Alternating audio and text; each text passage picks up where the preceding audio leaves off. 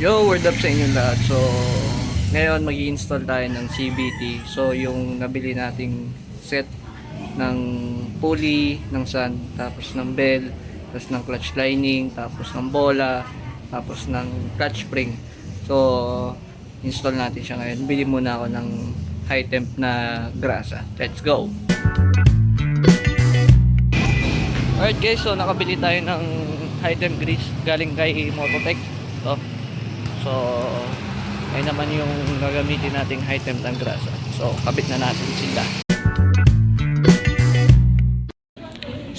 Alright guys, so meron tayong Daytona na clutch lining, Sun Racing na pulley set, tapos MTRT na 9 grams fly ball, 1000 springs ng Koso, then HRC bell pang sporty.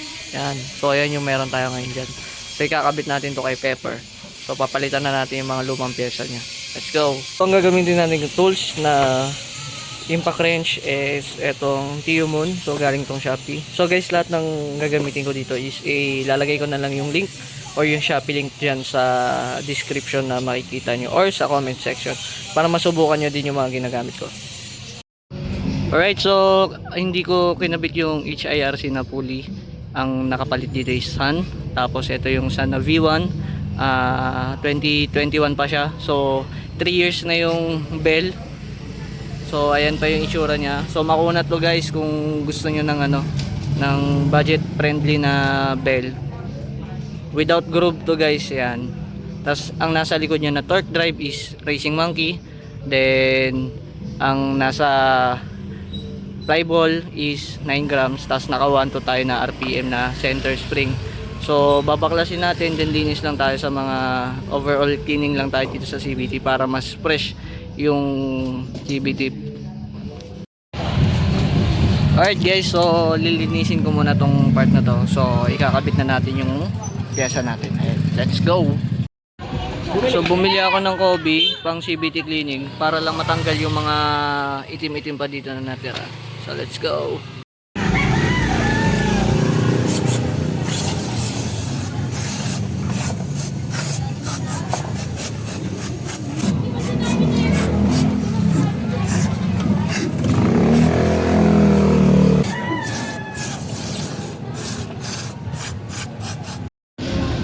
So ayan na yung result niya. May mga konti pa rin pero sa akin okay na yan siya. Yan, malinis-linis na. Grasahan na lang to guys.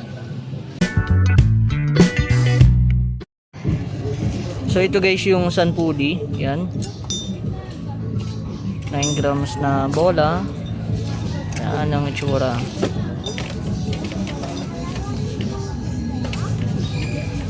Yan, ayos. Copper yung niya guys, yung sa may bandang ehe niya. Yan, ito. Kasi ito naman yung kanyang pulley. Ay, drive face pala. So naka-emboss yan guys, nakabaon. Yan. Naka-engrave pala, hindi emboss.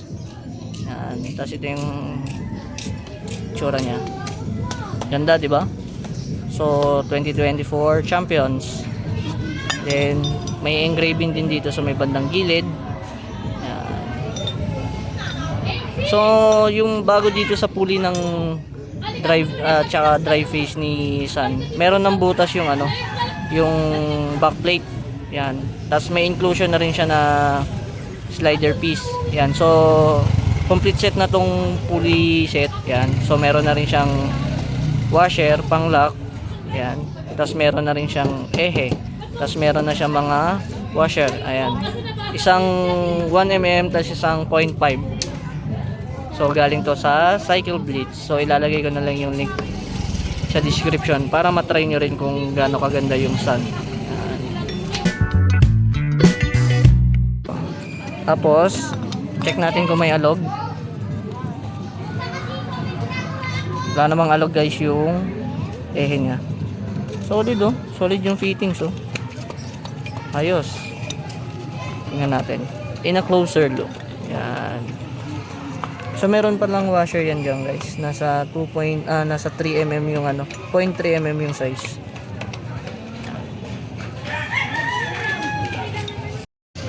Alright guys, so naglagay tayo ng konting grasa or high temp na grease pati dun sa may ehe natin na lalagyan, tapos yung nasa loob.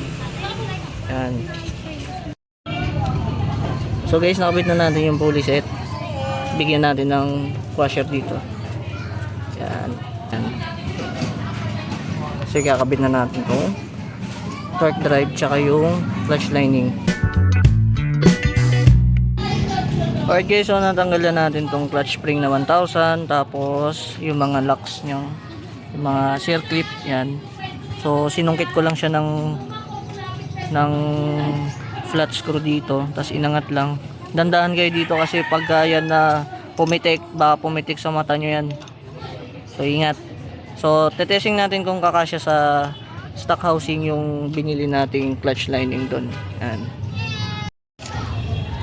Right guys, so ito na ipapalit natin Daytona clutch lining. So yung specs nito guys is may Kevlar daw siya tsaka may carbon. So pag sinabi nyong carbon, ayan yung detalye.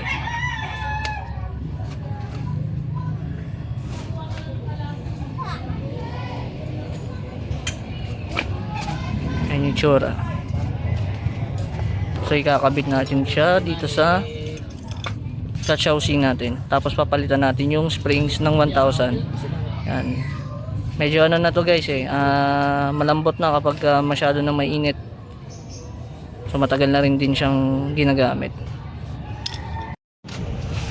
Alright guys, so lilinisan na natin itong mga to. So kukuntian lang natin lalagyan ng grasa itong mga to para hindi lang siya pumakat doon sa may ano kapag sobrang init ng CVT natin. Tapos wag nyong lilihain itong mga to. Yan, kasi dapat masikip yung itong rubber na to. Dapat masikip yan pag nilalagay nyo yan dyan. So hindi dapat siya natatanggal. So tinanggal ko lang siya para malinisan lahat. Alright guys, so nalinisan na natin. So pwede na natin grasahan tong tatlong poles na to. Tapos itong lagayan ng rubber. Yan. So onti lang naman nilalagay natin para hindi lang siya magdikit. Yan. So yan guys, may mga high temp grease na tayong nilagay. So i-fit na natin tong Daytona. Yan. So dito. Yan. So dapat mag-fit to guys.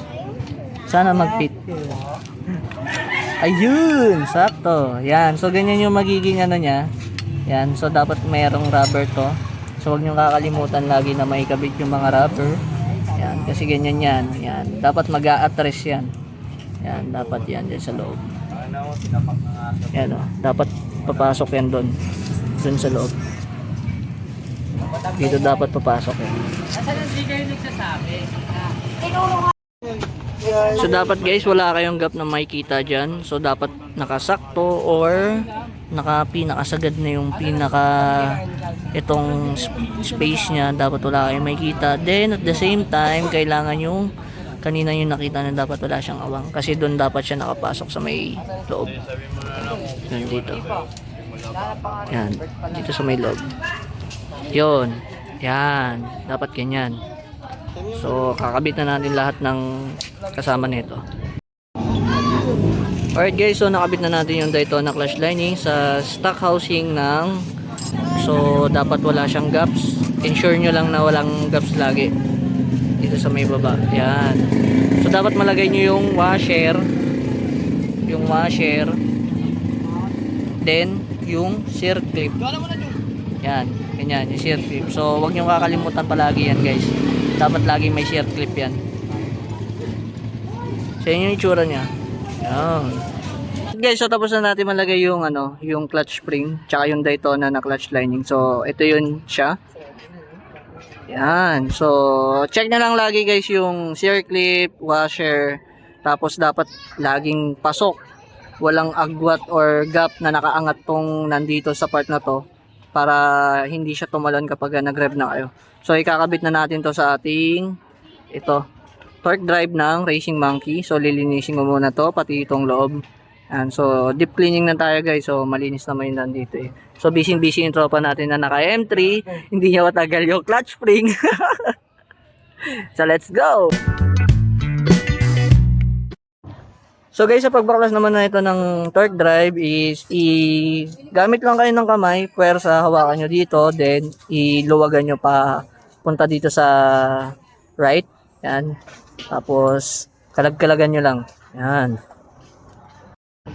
So guys, natanggal na natin tong bahay, tapos nakita na natin yung pin, ayan, lumalabas na. So lilinisin natin yan guys. So kapag nakita nyo ng sunog na yung mga grasa, so palitan nyo na yung grasa. So magkano lang naman yung high temp grease is 40. So para hindi kayo laging nagkakakanto yung mga rampa nyan yan. So dito sa Racing Monkey guys, naka dual angle to. Yan yung isa may curve, tapos isa yung straight line. So tinutono din to guys versus dito sa may engine set natin. So kung ano yung magandang takbo, dun mo ilalagay yung pin. Yan. Alright guys, so nakabit na natin yung clutch lining, tapos yung center spring na 1 to 1000 na clutch springs, center spring na 1 to Racing Monkey torque drive, nalinisan na rin natin, nagrasaan na natin. So ikakabit na natin to. Alright, let's go! Alright guys, so talon. Alright guys, so meron na tayong HIRC na pulley from, ayan. So ayan yung pagka-groove nya. So ikakabit na natin. Alright guys, so ayan yung itsura ng HIRC na pulley. Ayan. Try nga natin. Okay.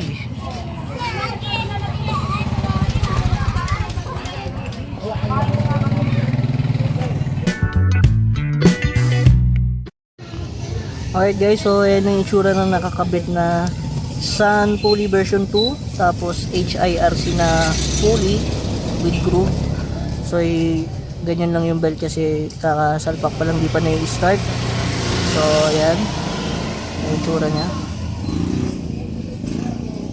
Ang cute. Ganda ng play ng belt guys, walang stress, walang pagpag.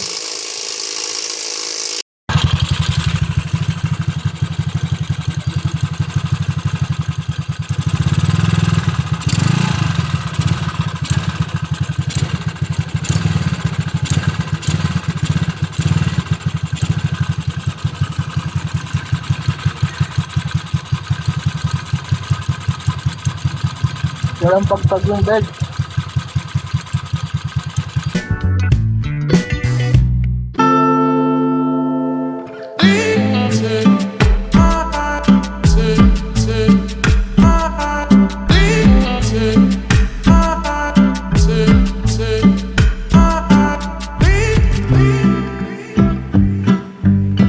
Alright guys, so maraming salamat sa mga nanood at nag-abang sa aking content ng CVT maintenance. So after 3 years nakapagpalit din tayo ng ating CVT. So thank you po sa inyo lahat.